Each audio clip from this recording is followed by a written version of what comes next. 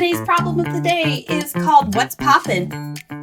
It's all about movie theaters. Do you like popcorn? I'm not a huge popcorn fan, but I do like to watch movies.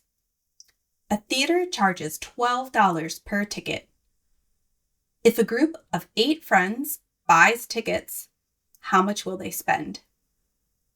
If a group of 8 friends buys tickets, how much will they spend? I'd like you to pause and try this. Don't forget to pull out the important information.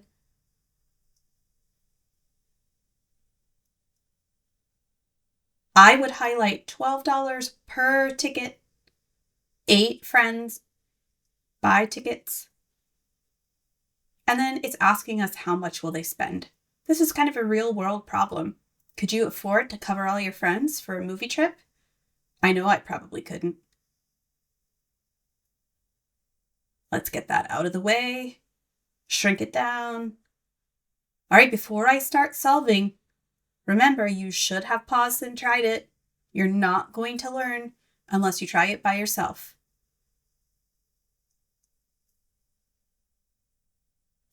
So this situation is about movie tickets. I know sometimes I write down lots of extra information, but the reason I do that is to prime your brain or get your brain ready and open up those pathways that are already there. It's called priming prior knowledge. Lots of P's. Okay, $12 per ticket, 8 friends. How much do they spend?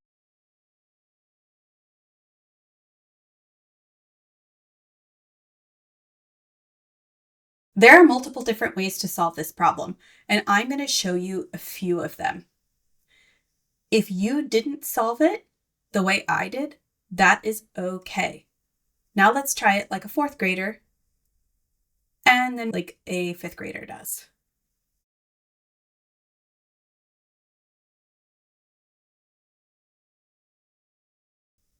If we are going to spend $12 per ticket and we have 8 friends, the operation we need to perform is multiplication. 12 times 8. For larger multiplication problems, a 4th grader might use partial products. And it looks like this: 8 times 2 and 8 times 10.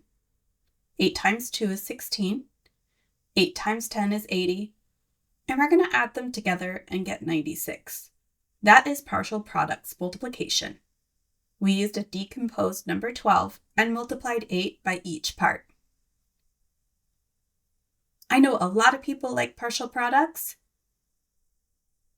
My favorite 4th grade strategy, though, is area model. I like to use area model to multiply because in my brain, it kind of makes sense with how big or how small the numbers are. We still need to decompose that 12. I put it as 2 plus 10. It probably could have been 10 plus 2. Inside each box, we're going to multiply the sides. So 8 times 2 and then 8 times 10. We'll put them together and get 96. So a 4th grader might use partial products. A 4th grader might use area model. And a 5th grader probably will use standard algorithm. First, we're going to multiply 8 times 2 and then 8 times 1, which is actually a 10.